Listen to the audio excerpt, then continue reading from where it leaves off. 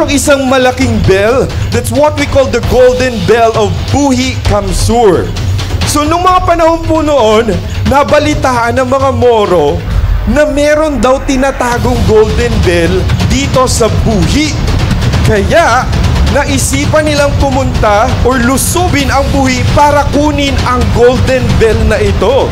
Ngunit, they received an information na ang mga nakatira daw dito sa Buhi ay mga higante na kumakain ng mga isda.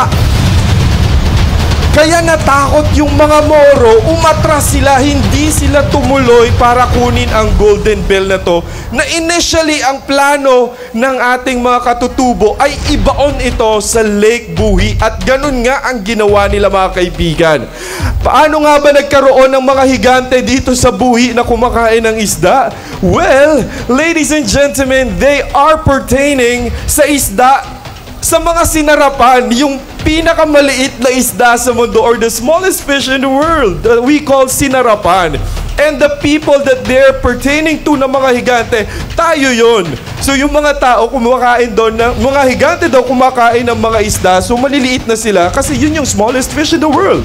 So that's the reason why we have this statue in front of our municipal hall. That is part of our history, and that is something that we wanted to treasure and be valued by the generations to come.